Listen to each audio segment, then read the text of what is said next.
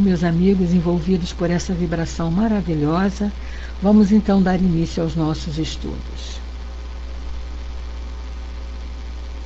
Continuando então com o capítulo que fala sobre a união da alma com o corpo. Na semana passada nós paramos na questão 351, então vamos dar continuidade a partir daí, onde Kardec vem questionando aos espíritos como é esse processo, né? Como é que acontece a união deste espírito com aquele corpo que ele foi determinado. Então, Kardec pergunta assim nessa questão, 351.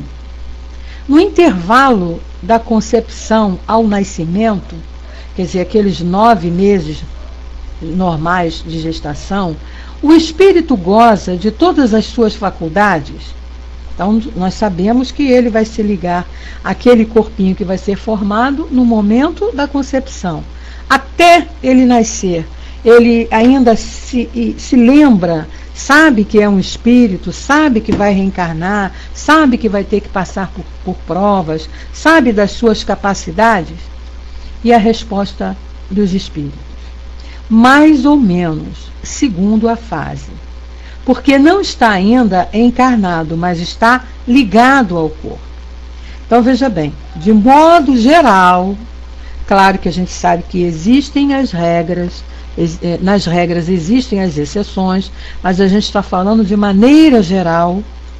O espírito, ele ainda não está dentro, vamos dizer assim, acoplado totalmente ao corpo. Ele está ligado por aquele fio, né, aquele fluido que o liga já a esse corpinho, que nós chamamos muito de cordão de prata, de fio brilhante. Cada um usa aí um termo para designar esse fio prateado que liga o corpo ao espírito. Então eles dizem para nós que desde o instante da concepção, a perturbação começa a envolver o espírito, advertindo-o assim de que chegou o momento de tomar uma nova existência. E essa perturbação vai crescendo até o nascimento. Então é um processo assim de saída, de mudança de ambiente, né? Mudança de espírito desencarnado, de espírito livre da matéria, de espírito livre de limites. O espírito não tem limites, não está limitado pelo corpo, e há o início já desta limitação. Então isso já começa, ele vai entrando nesse período de adaptação a esse novo corpo, e é um período de perturbação. E aí os espíritos dizem que nesse intervalo, o seu estado é mais ou menos um de um espírito encarnado, durante o sono do corpo. Então, imagine aí quando a gente está dormindo. O espírito sai do nosso corpo, fica ligado por aquele cordão prateado, né, pelo fio prateado, fio de prata, e o corpo adormece e ele vai. Então, esse período aí desses 9 meses de gestação, o espírito fica mais ou menos nessa situação, como se o corpo estivesse dormindo e ele esperando o momento de acordar. Aí, à medida que o momento do nascimento se aproxima, suas ideias se apagam, assim como a lembrança do passado se apaga desde que ele entrou na vida. Então, quando nesse período de gestação, determinadas lembranças das vidas anteriores, do passado que ele tem, vai se apagando, né? E conforme vai chegando o momento do nascimento, aquilo já está quase que completamente esquecido. É o que nós chamamos de esquecimento do passado. Já sabemos que isso é importante para não nos atrapalhar na nova encarnação que estamos aí iniciando. Mas ele diz, mas essa lembrança lhe volta pouco a pouco à memória no seu estado de espírito. Quer dizer, quando ele volta a ser espírito, essa lembrança toda vem novamente à tona. Aí na questão 352, Kardec perguntou: no instante do nascimento, o espírito recobra imediatamente a plenitude das suas faculdades?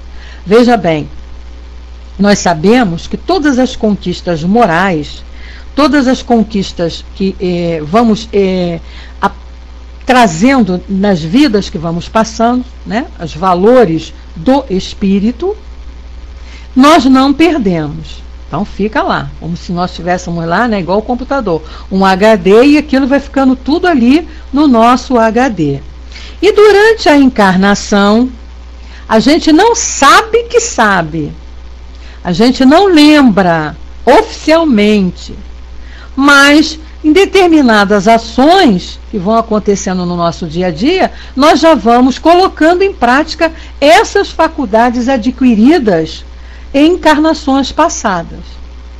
Tanto o aprendizado do bom, como o aprendizado das coisas não muito boas.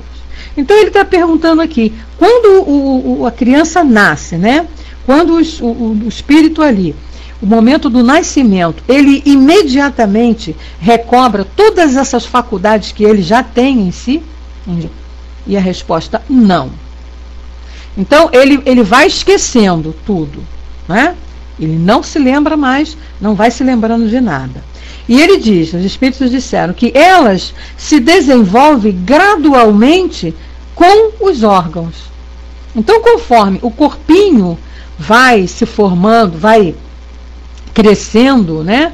Vai ali se formando, os órgãozinhos vão se solidificando, porque até então era muito frágil, porque estava dentro da barriguinha da mamãe, pequititinho, né?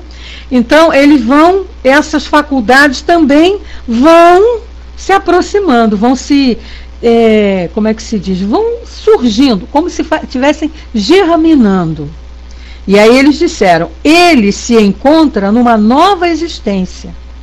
Então é preciso que ele aprenda a se servir dos seus instrumentos. O primeiro instrumento que ele tem é daquele corpo. E depois, né, inconscientemente, entre aspas, essas faculdades vão se aflorando. É por isso que a gente vê nas crianças comportamentos diferentes. Não é? Você vê crianças, eu já li o que você escreveu, Dudu. Crianças, quem convive com criança, como foi o meu caso, que eu convivi muito tempo no início da minha vida profissional, com crianças do primeiro segmento, ali de 7, de 6, de 7, até de 4, 5 anos mesmo, na época do jardim de infância, nós percebemos a diferença do comportamento das crianças. Até mesmo dentro de casa, né? Uma família que tem assim um número maior de filhos.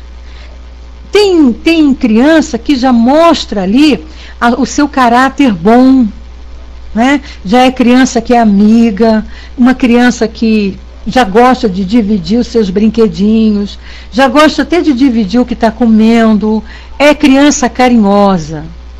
Já existem aquelas crianças que já vêm com o contrário, já mostrando aquelas suas tendências não muito boas, né? Já são crianças egoístas, crianças que gostam de bater, crianças que não deixam, não querem dividir os brinquedos, não querem dividir nada, são crianças assim, nervosas, crianças teimosas, crianças birrentas mesmo, falando assim. Onde que essas crianças aprenderam isso? Onde que uma aprendeu a ser boazinha e a outra já aprendeu ali a ser egoísta? Então, são esses valores que nós vamos trazendo de outras vidas e que vão, aos poucos, conforme o corpinho também vai crescendo, essas faculdades vão se aflorando. E aí ele continua e diz assim, as ideias lhe voltam pouco a pouco, como um homem que acorda e se encontra numa posição diferente da que ocupava antes de dormir. Não é como se você dormisse numa casa e acordasse em outra casa. Então você fica ali, né? Abre o olho, primeiro você vai reconhecendo o ambiente, olhando, você não dormiu ali, o que é aquilo? Onde você está? Até você se tomar consciência total. No caso aqui da evolução do espírito da criança e do corpo, é o período em que ele vai crescendo.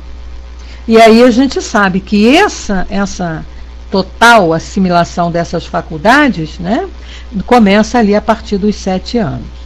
Mas vamos ver o que o Dudu botou aqui. Fico pensando como seria o sono em desdobramento de uma mulher que grávida com o seu filho ainda no ventre. Como seria esse desdobramento, já que o bebê também é espírito? O desdobramento seria feito junto? Mas aqui pensando, se são espíritos diferentes, como seria isso? A empatia falaria mais alto, fazendo o desdobramento, a emancipação juntos? Pergunto eu. Dudu, olha só, pelas histórias que eu já vi, pelos fatos que eu já acompanhei, pelos casos que nós já analisamos lá no Leon Denis mesmo, né? O que acontece? O que ele está falando aqui, o espírito ainda não está totalmente restringindo aquele corpo até o nascimento. Ele ainda é o espírito. Então ele fica ali com a mãe. Então a mãe grávida, ela quando se desdobra, ela está vendo ele ali, ele está espírito ainda. Então eles se encontram, conversam, se são amigos, fazem planos. É muito interessante. Aquele livro que eu sempre falo para vocês aqui, do Dr. Ricardo de Bernardi, ele narra ali muitos fatos relacionados a esse tipo de comportamento. Então ele é espírito. Então, por exemplo, eu estou grávida. Esse espírito está aqui acoplado a mim, né? E o corpinho dele está se desenvolvendo dentro de mim. No momento que eu durmo, eu me desdobro, ele está ali, junto comigo. E se desdobra também. Ele ainda não está totalmente nesse corpo, acoplado totalmente, ligado totalmente naquele corpo, né? E ele sai. Também, não tem diferença nenhuma. No caso da mãe e o espírito que vem como filho e a mãe, eles serem amigos, se darem bem, terem combinado, inclusive junto até com o pai. O pai também se desdobra ali junto e eles vão aprender a conviver. Quando é o caso de não simpatia, né? Quando não há aquela ligação amorosa, como você está citando aí do espírito do bebê turrão, eles também ficam ali juntos para poder trabalhar essa ideia de que tem que se entender. E os mentores amparando, os mentores ali orientando. Entende? Vamos ver se esse turrão é do filho, ou se esse turrão é da mãe, ou é dos dois.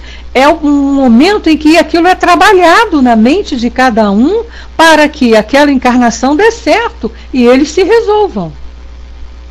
Isso é o que a gente tem, assim, informação, entendeu? O trabalho da espiritualidade fica ali junto a eles. E eles são desdobrados, são levados. Nas obras de André Luiz a gente vê muito isso, muitos casos desses, né? Eles são levados e trabalhados essa ideia de que tem que se amar, de que tem que se unir, vai falando, de acordo ali com vão vendo qual é a dificuldade que ele tem, o que faz aquela não simpatia, né, aquela antipatia entre eles, aquela diversidade, e aquilo é trabalhado pela espiritualidade. Até que ele nasce, né? E ele nasce, quando ele nasce, o que acontece? Aí vai ficar ali ela convivendo com o bebê, com o filho, ele vai crescendo, e aí muitos vão se entender e outros não. E é interessante, né? São casos assim que a gente tem de ódio mesmo, muito grande, entre mãe e filho, por conta de vidas passadas. A gente faz muito atendimento fraterno na casa espírita, quando não é o filho ou a filha fazendo essa colocação entre mãe ou entre pai, é o pai mesmo falando que aquele filho não consegue se entender, não consegue ter a mesma afinidade que tem com o outro. A gente sabe que são casos de espíritos divergentes, desafetos, que vieram ali nessa posição para se acertar. Então, enquanto está o período de gravidez, que é a pergunta que você fez aí, né, ele continua, eles estão sendo tratados. Chega o processo mediúnico? Sim. Não, a partir do nascimento ela já pode se desdobrar sozinha. O espírito, o bebê está dormindo, o espírito pode sair ali do corpinho, tá? Processo mediúnico aí é outra coisa. O processo mediúnico aí é outra coisa, é só mesmo a partir dos 7 anos. Mas aí esse processo mediúnico que você faz é quando ele se desdobra mediunicamente. Pois é. Não, a gente está falando em assunto normal, né? Uma gestação normal, o espírito normal. Desde que ele bebê 2 meses, 3 meses, aquele espírito, quando o bebê está dormindo, o espírito sai do corpo, fica ligado pelo cordão fluídico, tá? Em processo mediúnico, aí é se ele tem aquela faculdade da mediunidade, e aí ele faz mas aí é mais tarde um pouquinho, né? Ela vai quando acontecem esses fatos assim, da mediunidade, ela dá os primeiros sinais na infância, tá? Depois dá uma apagadinha, vocês podem prestar atenção nisso, depois dá uma acalmadinha, e aí volta a reacender no período da pré-adolescência e adolescência, que é lá na faixa dos 12, 13 anos, quando o espírito está passando pela transformação do corpo, e aí, né, os hormônios, essa energia, o fluido vital está assim, bem forte, né? Isso, na puberdade, aí essa mediunidade, ela vai se manifestar novamente. É claro que nesse período não é bom colocar-se essa criança, esse jovem, no trabalho mediúnico, então a gente leva para a casa espírita, lá ele vai ficar na evangelização, vai tomar um passe, até que ele possa atingir uma idade mais adulta e poder trabalhar mediunicamente.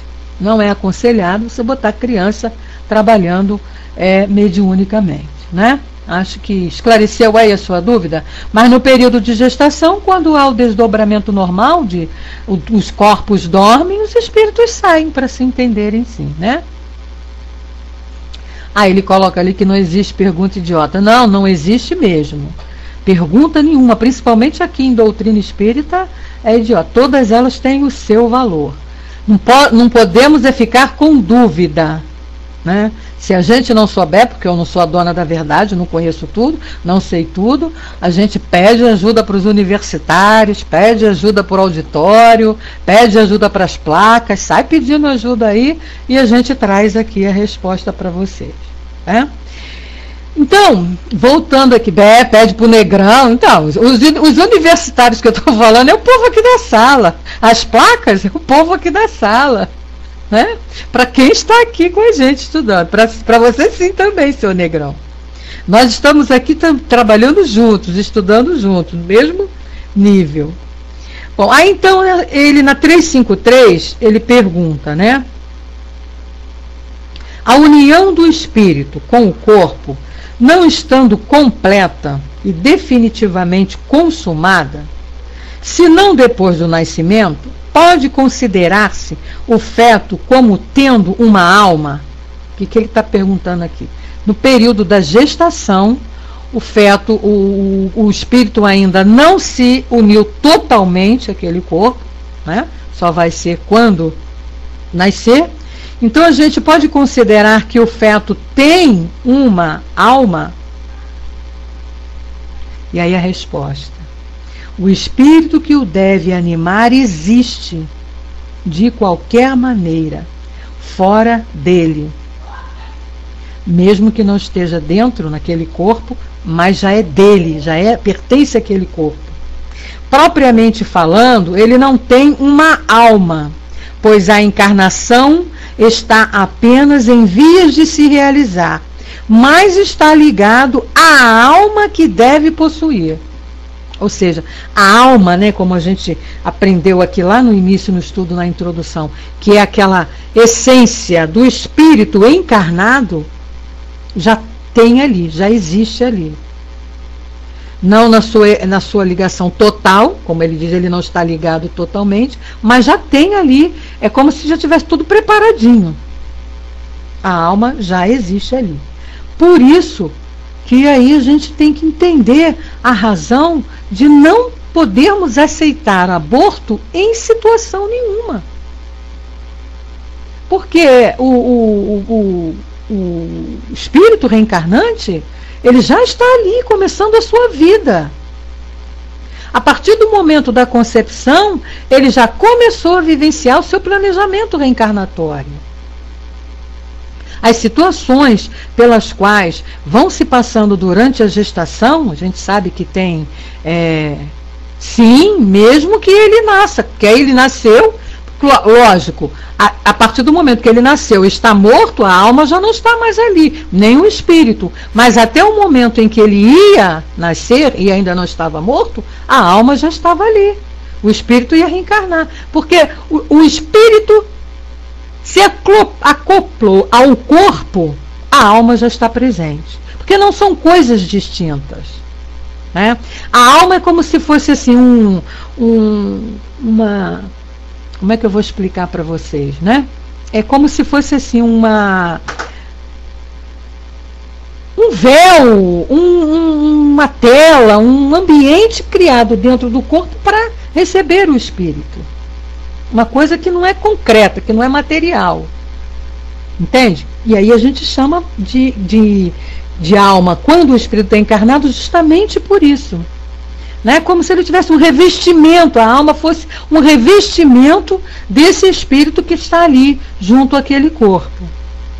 Então, a partir do momento que ele morreu, o corpo morre, o espírito não vai reencarnar, pronto. Né? A Denise coloca que sofrimento deve passar quando acontece o aborto. Olha, existe um texto, Denise, que eu li uma vez. Nossa, toda vez que a gente tem que ler esse texto, né, por alguma aula, alguma explicação que a gente dá, você chora, porque é triste. É triste, triste, triste o sofrimento do espírito.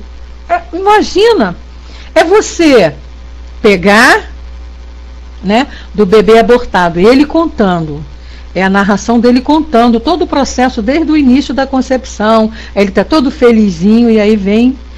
imagina você pegar uma pessoa viva, um ser humano vivo, um de nós aqui, e destruir, esquartejar.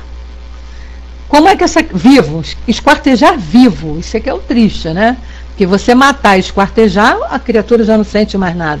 Mas você vivo e cortando os pedacinhos daquele corpo. É lógico que lá no aborto, no período que se faz o aborto, quando a mulher faz o aborto praticado, né? Ainda não está o corpo totalmente formado naqueles 3 primeiros meses, mas já é um corpo. E já sente as sensações. Né? Ele já sente dores, ele já sente emoções, já o espírito já está ali. Então, você vai arrancar de dentro da barriga da mulher, do útero da mulher, você vai enfiar um aparelho, né? Não sei se vocês já viram algum filme e como é que é feito um aborto, é uma coisa muito chocante, tanto para a mãe como para o espírito. Então aquilo vai ser arrancado, né? Aquela coisinha que está ali, aconchegadinha, bonitinha, fofinha, feliz da vida se desenvolvendo, de repente é arrancado e jogado, estraçalhado e jogado numa lata de lixo. Imagina como é que não fica esse espírito. Não é? Então é por isso que a doutrina espírita não admite o aborto em situação nenhuma. Não importa que tenha sido através de estupro, não importa que tenha sido através de qualquer coisa que seja. Não se deve fazer aborto em situação nenhuma. É crime, é crime.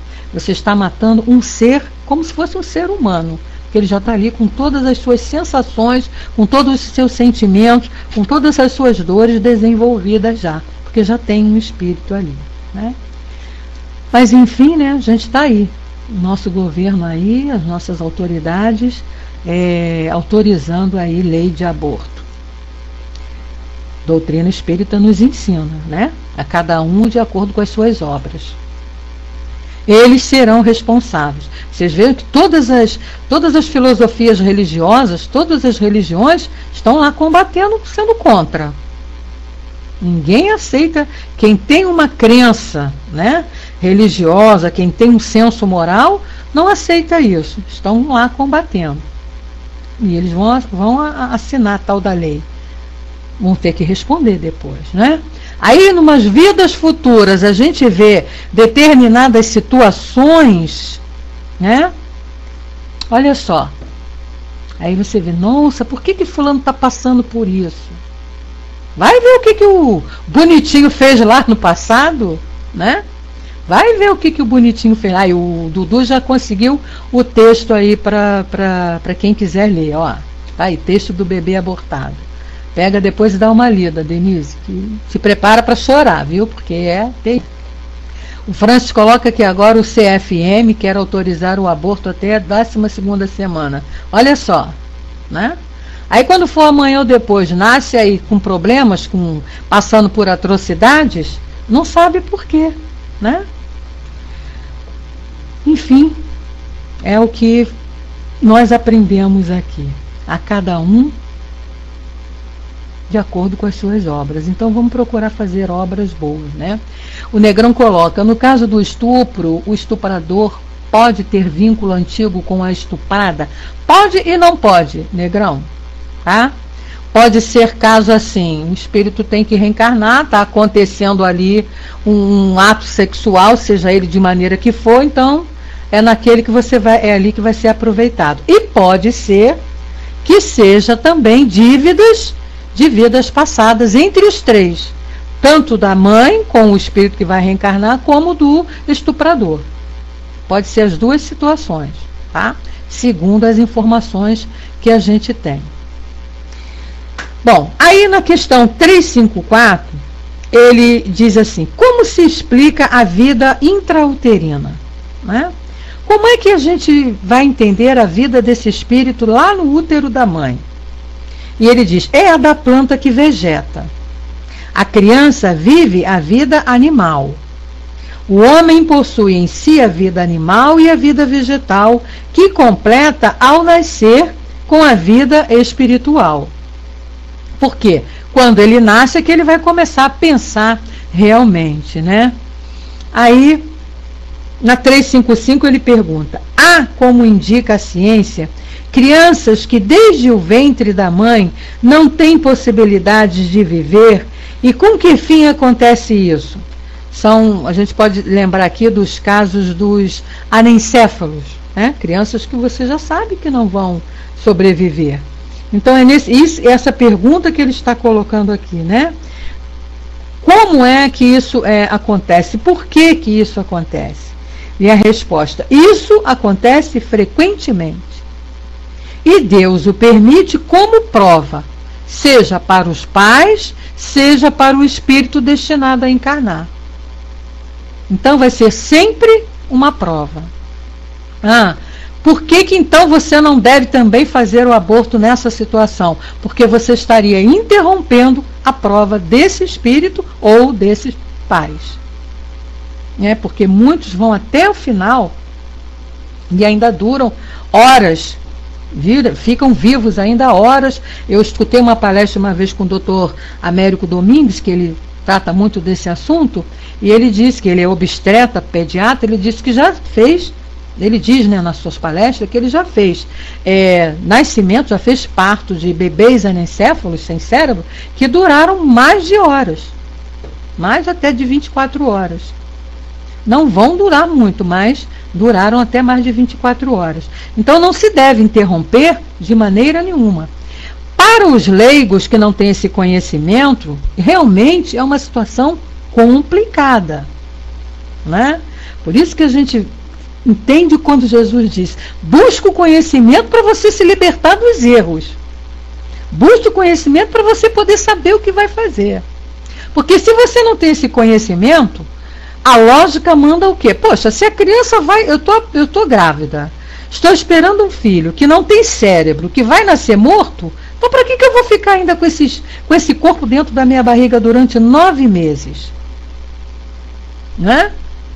Quer dizer, raciocinando dessa maneira material, tem lógica. Mas aí é que está. A realidade é outra. Nada acontece ali sem uma razão de ser. Então, se aquela criança, aquele corpo, aquele espírito naquele corpo veio sem o cérebro, tem uma explicação. Ele está falando aí. Prova para pai, prova para mãe, prova para o próprio espírito. Então, a gente não tem que interromper. Tem que deixar. O mesmo caso, né, da eutanásia. Me lembrei agora da eutanásia. É triste para nós, é muito doloroso você ver um ente querido seu numa cama de hospital, cheio de aparelho, lá sofrendo. dias e dias e dias. Nós tivemos um caso, o Francis sabe disso, aqui na nossa casa espírita, uma companheira nossa que ficou mais de um ano em coma no hospital. Mais de um ano. A doutora Lúcia ficou em coma, sem falar, sem colocar gesto nenhum.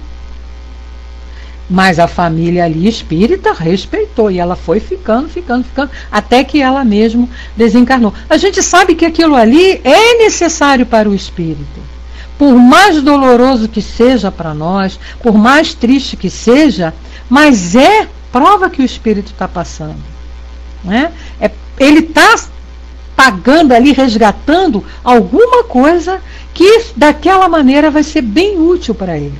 Então a gente tem que ter cuidado quando fica falando determinadas coisas assim, né? Depende, Pipoca. O espírito normalmente, de modo geral, tá? O espírito está ali junto com o corpo. Senão não adiantava nada o processo. Ele tem que estar passando ali pela experiência, tá? O espírito fica ali, junto ao corpo, sentindo todas aquelas sensações, porque a prova não é para o corpo, a prova é para o espírito. O corpo é o meio em que a prova está sendo realizada, mas o aprendizado é para o espírito. Então o espírito fica ali, perto daquele corpo, até o momento em que ele vai sair, pode ser liberado, tá? O Francis coloca: uma grande amiga minha está vivendo essa situação com o pai, pois é, em coma há mais de um ano. E a gente tem que respeitar isso, né? É processo necessário de cada um. Aí ele pergunta na 356: há crianças natimortas que não foram destinadas à encarnação de um espírito? Olha só, será que existem crianças que nascem, né, que nasceram mortas, corpinhos que nasceram mortos, e que não tinha espírito ali destinado para nascer naquele corpo? E a resposta é sim. Há as que jamais tiveram um espírito destinado aos seus corpos. Nada devia cumprir-se nelas. É somente pelos pais que essa criança nasce. Então aí no caso vai ser só prova para os pais. Eles vão gerar um corpo durante os 9 meses, a mãe vai gerar um corpo durante os 9 meses, e aí ele vai nascer sem o espírito, vai nascer morto. Conclusão: por que isso? Né? Que a gente pergunta, mas por que isso? Prova para o pai. Ah, mas que tipo de... aí a gente já não sabe. Você não sabe o que o pai fez, o que a mãe fez? Sabe lá se fez aborto em outras vidas? Pode ser, né? Tenha sido feito um aborto, e aí vem ali para poder acertar-se com a lei. Todos nós, qualquer ato que cometemos, que infringimos a lei, a gente tem que se acertar. E se acertar através de atitudes, através de atos. Não adianta só chegar e falar. Então, é prova para pai. Não é? Pois é. Mas não todos os casos são esses não, viu, ô Pipoca? No caso aqui, quando não tem o espírito ali naquele corpo. Porque muitas das vezes também, por exemplo, morreu com 8 meses, mas tinha o espírito. É que ele só precisava daqueles 8 meses. Né? Ele só precisava daqueles 8 meses. Aí venceu ali. A gente, na semana passada que você não estava presente, mas nós até contamos vários casos aqui relacionados a isso. Agora, nesse caso aqui, a pergunta é quando não tem o espírito. Aí é prova para o pai. E aí ele pergunta: um ser dessa natureza pode chegar ao tempo normal de nascimento? Quer dizer, será que mesmo sem o espírito ele pode chegar ali aos 9 meses? E a resposta: sim, algumas vezes, mas não vive. Né? O Dudu está lembrando aqui o caso do livro de André Luiz, não lembro qual, que a médica que fazia abortos, quando desencarnada, teria 58 pontos no seu perispírito. É no nosso lar, Dudu. É no nosso lar que tem essa história dessa mulher. Ela tem lá marcado cada aborto que ela fez, ela era uma aborteira, cada aborto que ela fez, ela tinha marcado lá no perispírito. Aí, ela vai ter que passar por situações para limpar esses 58 pontos lá do seu perispírito, né? É onde a gente vê essas situações aqui à nossa volta. e a gente se penaliza, claro, a gente sente tudo, apoia, mas nós temos o complemento. É o que o Braz colocou aí. Ninguém é vítima. Não existe vítima neste planeta. Não existe vítima. Tudo o que acontece é justo, é necessário. E aí ele pergunta, toda criança que sobrevive tem necessariamente um espírito encarnado? Boa pergunta essa de Kardec, né? Então, toda criança que nasceu e está viva tem um espírito ali? Aí a resposta dos espíritos para Kardec. O que seria ela sem o espírito? Não seria um ser humano. Então, se ela está ali, agindo, né, vivendo, o que acontece? Ela tem um espírito junto a ela. Na 357, quais são para o espírito as consequências do aborto? Olha aí. Quais são para o espírito as consequências do aborto? Uma existência nula e a recomeçar. Né? Então ele vai ter que vir, se reparar, se acertar, combinar, planejar, tudo novamente. Né? A gente não tem que levar também, Braz, está colocando aí assim, ao pé da letra, não. Quem com ferro fere, com ferro será ferido. Não é bem assim também, não. Tá? A gente tem que se acertar com a lei. Né? Vamos ter cuidado com o que a gente coloca, com o que a gente escreve, porque lei de Italião não existe mais, não. A doutrina já nos esclareceu muito bem isso. A gente tem que se acertar com a lei. E pode ser de várias maneiras. Senão, assim, as criaturas iam nascer, né? As criaturas iam ter que nascer já um planejamento de assassinar alguém. Porque ele foi assassinado, então eu tenho que, na próxima encarnação, assassinar alguém. Não é bem por aí, né? Vamos ter cuidado com as palavras que a gente coloca para não confunde. Não confunde. Quando ele diz lá que com ferro fere, com ferro será ferido, não é dessa maneira, porque senão, eu morri de facada, então na próxima eu tenho que reencarnar e matar alguém de facada. Não é isso. Você vai se acertar com a lei diante do equívoco que você cometeu com a lei. Agora, a maneira como você vai se acertar vai ser de acordo com a tua capacidade. Então não tem que ser necessariamente da mesma maneira. Não é porque, por exemplo, eu engravido, faço um aborto, aí na próxima encarnação eu venho para ser abortada. Não necessariamente. Eu posso nascer com alguma deficiência. Eu posso, numa próxima encarnação, nascer e nunca ter filhos. Ser louca para ser mãe e não conseguir ter filhos. Eu não estou me acertando com a lei? Pois é. Né? Então não é bem dessa maneira que você está colocando aí, não. A beleza da lei divina que não conseguimos fugir. Devemos ter muito cuidado, não malbaratar o nosso aparelho genésico, né, que você colocou aí. É verdade. Porque, e é uma das situações assim que mais a gente pode se degringolar em relação à lei, né? É esse lado aí da sexualidade, que é muito forte ainda no nosso mundo. Você vê como é que está a situação agora aí, né? Essas liberações, né? Tudo é normal, tudo pode. E o pessoal está embarcando, está indo. Vocês imaginam essas criançadas que estão aí aprontando nesses bailes franques da vida, que é uma coisa horrível? O que não está arrumando aí de compromisso com a lei? Né? Bom, aí ele pergunta assim, quais são para o espírito as consequências do aborto? Uma existência nula a recomeçar. O aborto provocado é um crime, qualquer que seja a época da concepção? Olha aí a pergunta que a gente estava falando ainda agora. Há sempre crime quando se transgride a lei de Deus. Então, olha só. Transgrediu a lei de Deus, seja lá como for, se está cometendo um crime.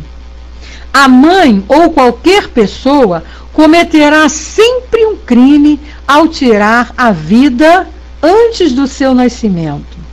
porque isso é impedir a alma de passar pelas provas de que o corpo devia ser o instrumento. Tá vendo? Então, se eu engravido, seja lá da maneira que for, por isso que qualquer tipo de gravidez, você cometeu o aborto, não está de acordo com a lei, em situação nenhuma, né? Antigamente ainda se aceitava o aborto em função da sobrevivência da mãe. Mas hoje em dia a ciência está tão avançada, a medicina está tão avançada, que é muito difícil isso acontecer. Que é o único caso que se perdoa, né? Se a gravidez vai colocar em risco a vida da mãe, então tem que se poupar a vida da mãe. Por quê?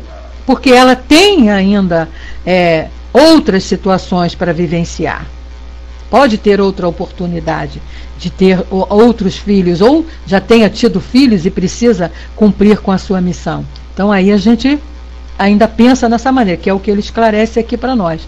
Mas fora isso, qualquer situação é crime. Que ele está dizendo aqui, né? Porque isso é impedir a alma de passar pelas provas de que o corpo se preparou. Houve um planejamento para aquele espírito nascer naquele corpo. Aí eu vou e aborto. Impedir uma vida de encarnar para progredir. Estou cometendo um crime. E aí eu vou lá ter as minhas dívidas com a lei. Aí eu estou infringindo a lei, vem os meus pontinhos lá, as manchinhas no meu perispírito. Como eu não tenho que ficar com o meu perispírito manchado, eu tenho que limpar, então eu vou ter que arrumar um jeito de limpar essas manchas do meu perispírito, seja lá de que maneira for. Tá? Aí ele pergunta: no caso em que a vida da mãe estivesse em perigo pelo nascimento da criança, olha aí, haveria crime em sacrificar a criança para salvar a mãe? Aí a resposta: é preferível sacrificar o ser que não existe a sacrificar o que existe. Então o bebezinho ainda não tem uma vida já vivenciando aqui materialmente. A mãe já sim, então sacrifica. E no caso, se a mãe corre risco de vida. Mas hoje em dia, né, a gente sabe que é muito difícil isso acontecer, porque a medicina está muito avançada, né? Você já tem um tratamento pré-natal, você vai cuidando, é muito difícil a mãe correr risco de nascimento de filho. O Dudu coloca: o espírito, sim, na erraticidade, pode pedir para reencarnar e ser abortado? Dudu, olha só, com certeza sim, porque a gente vê casos de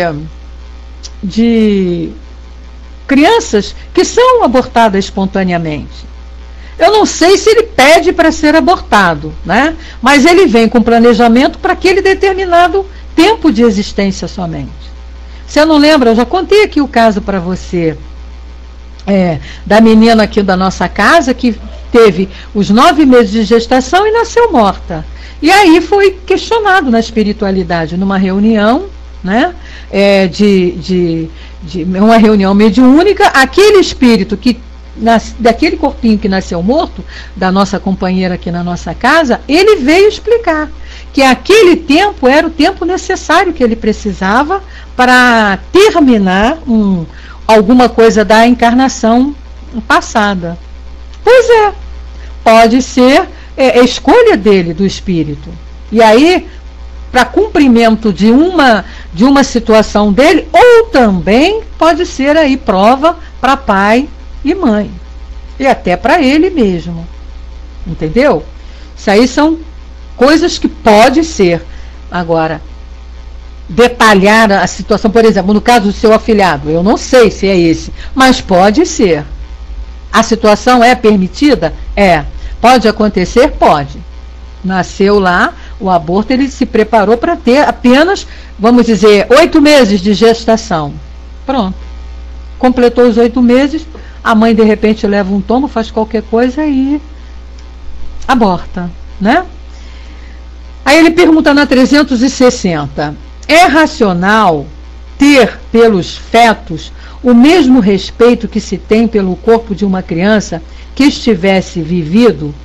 E a resposta: em tudo isso, vede a vontade de Deus e a sua obra, e não trateis levianamente as coisas que deveis respeitar. Por que não respeitar as obras da criação, que às vezes são incompletas pela vontade do Criador? Isso pertence aos seus desígnios, que ninguém é chamado a julgar. Então, olha só, diante dessa resposta aí lá da pergunta que ele fez, temos que respeitar sim. Tudo que faz parte da obra da criação. Um animalzinho nosso, ou um animalzinho que morre, seja nosso, ou seja, que a gente veja, temos que tratar com respeito. Temos que levar para um lugar e enterrar ali. Né? Jogar de qualquer maneira pela rua, ou jogar numa lixeira, porque é obra de Deus. Né? Não se pode fazer isso. Né? Tudo bem, você não precisa fazer um velório, não precisa fazer, mas vamos ter respeito. Respeito porque tudo aquilo é criação de Deus. Né? Uma planta que morre, a mesma coisa. Você não vai pegar ela e jogar de qualquer maneira, qualquer lugar. É uma obra de Deus. Não devemos maltratar a planta, também porque é uma obra de Deus. A gente tem que respeitar a natureza, diante dessa resposta aqui dos espíritos.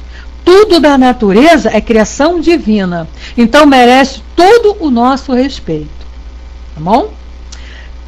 A Pipoca falou aí, meu gato morreu há pouco e ela levou ele ao veterinário. Isso, pois é. Se você não tem aonde enterrar o seu bichinho, se você não tem onde colocar, leve para as veterinárias. Lá eles têm um método para poder guardar lá, eliminar lá o corpinho, né? Ninguém vai querer que fique endeusando, não é isso. Mas respeito, não custa.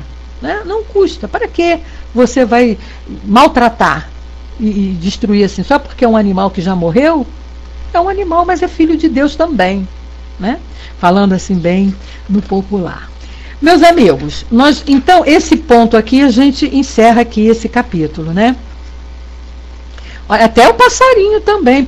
O passarinho morre, você pega ele e joga na lata do lixo? Não, não é assim não. Vai lá no cantinho do seu quintal, enterra, ou então leva também aí num lugar próprio para isso, para fazer incineração de animais mortos. A gente sabe que tem, né? Então vamos ter esse carinho, vamos ter esse respeito com os bichinhos, porque eles são também filhos de Deus, são obra da criação, são tudo criação de Deus. Então a gente tem que ter respeito. Bom, a gente não vai dar para a gente iniciar aqui as faculdades morais e intelectuais, vai ficar para a próxima sexta-feira. E essa parte aí da união da alma com o corpo, então a gente termina aqui. Né? Tem locais próximos.